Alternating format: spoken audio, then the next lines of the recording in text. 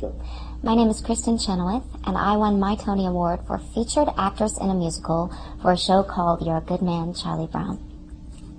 I had a lot of wonderful ladies in the category with me. Mary Testa and a woman from Fosse and Greta Boston, who was in, I think, Showboat. But, you know, there was so much hype about that I was the favorite that I just pulled back, because it actually made me nauseous to think that I would have a chance at winning.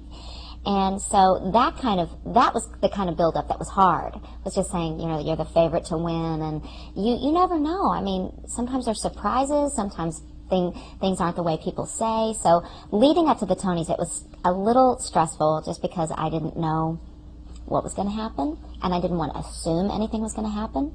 I just wanted to have a good night, which I did. It was an amazing night. I remember sitting, watching New York One when they announced the Tony Award nominees for that year. I had decided to get up that morning and watch it. Everybody was saying I should do it. And I was eating my cereal, just having Captain Crunch, pretending like it wasn't going to happen. No expectations, that way you're not hurt if it doesn't happen. And they announced my name, and the bowl just dropped to the floor. Captain Crunch goes everywhere. I was screaming all by myself at like 8:30 in the morning, and then I get a phone call from Jed Bernstein, the president of the league, who says, "Come down here, we want to interview you." So I threw on my clothes and went down there and at Sardi's, and they interviewed me. It was just an exciting time. You know, it's been 5 years, and I was so green and naive. I didn't know what to expect. Still don't in a lot of ways, actually, in this business, but it was an amazing honor just to be nominated. And everybody always says that. I mean, yeah, you want to win if you get nominated. Of course you get your hopes up, but just to be invited to the party is the best. And you get to wear a really pretty dress. Since I won the Tony Award, my life has gotten really busy. I don't really have much of a life. I work a lot, but I'm not complaining. That's my choice, and I count myself very lucky to be able to have the opportunities I've had. The Tony Award has given me many opportunities in television. I've done 2 TV movies for ABC. I did the Annie musical that Rob Marshall directed, another Broadway favorite, and also Music Man with Matthew Broderick. I did my own TV show. It was very short-lived, but a great experience. And I did a play on Broadway, Epic Proportions. The thing that I've been most proud of that has blossomed is my concert career. I did an album with Sony Classical. I'm working on my second album, and I've gotten to go around the country and the world singing with orchestras and with my own small combo band. So I've been sort of involved in film, TV, Broadway, and concert, which has kept me very busy. But I'm probably most at home on stage, and many people who know me know that. When I got the Tony Award, I didn't really know where to put it. I called my mom and I said, "Will you keep it for me for a while?" Because it intimidated me. I just didn't want to. I loved it, but I was nervous because I thought I almost felt undeserving in a way. She kept it for about a year, then she gave it back to me, and I had it on my piano for a long time, and now it's up on a shelf with some other things that mean a lot to me, other awards and just pictures and paraphernalia from other shows that mean a lot to me. So it's in my apartment on a shelf. When I grew up in Oklahoma, I was probably the only person that watched the Tony Awards on my block, because I was the Broadway freak.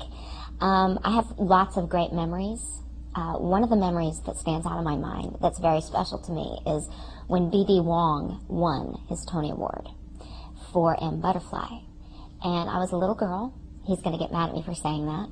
But I was very young, and I remember thinking, there's something very unique and special about that man. I didn't see his performance or anything on the Tonys. I just saw him win, and I saw his speech and how he said, "I used to be a theater usher. And now I'm standing up here with my Tony Award," and I thought, someday I'd love to meet him. Little did I know that many years later I would be sharing the stage with him in Charlie Brown, and he played Linus to my Sally, and we got very close. So, you know, that's the thing about Broadway. It's a very, very small community in the end, and you never know who you're going to be sharing the stage with the next year, or the next 5 years, or the next 10 years. And hopefully you can take some of those experiences and some of those people along with you, and he's somebody that's still in my life, somebody that I trust and love very much. The night that I won the Tony Award was extremely special, but also very nerve-wracking, because my number was right before my category. And I had said, if I do end up winning, I really don't want to be dressed as a 5-year-old girl. I'd really like to look like an adult lady. And Rosie O'Donnell heard about my plight because the Tony Awards weren't letting me make a costume change. They were worried that since it's live, they were worried that I wouldn't make it. And she called the guy that runs it and said, please, I'll have 5 dressers backstage ready to change her. Please let her do it. So I perform my number. This is probably the scariest 7 minutes of my life. I perform my number. Let's not forget how just stressful that is. Then I run off stage, tearing off my wig. I had about maybe a 10, 14-second change. I'm listening to them say my name along with the other nominees, and they just showed a picture of me. And about that time, my dress, my Sally Brown costume got stuck. BD was backstage, and he said, you turned into somebody I've never seen before. I was like, get the dress off of my body. But we finally got it off. I got on my beautiful Hilfiger dress, just enough time to hear. I was literally walking towards the lip of, just in case they call my name, right there by the stage, by the wing, and I never stopped. They called my name, and I just kept going. And then, of course, I didn't plan a speech because I didn't want to assume. I was nervous. I thought probably I wasn't going to win. I talked myself into that. So the only thing I could think to say was, this is the fastest change I've ever made in my life. And it was such a cool thing, because people that now go back and watch the Tonys can count the seconds that I had. And I remember Lawrence Fishburne was standing back there, and he goes, go! He just pushed me. He's like, I called your name. And I just never stopped. And from that point on, it's sort of like a fog. And it was still, sometimes I put the Tony Award tape in, I'm like, am I going to win? Do I win? And I win. So I get excited all over again every time I watch the tape.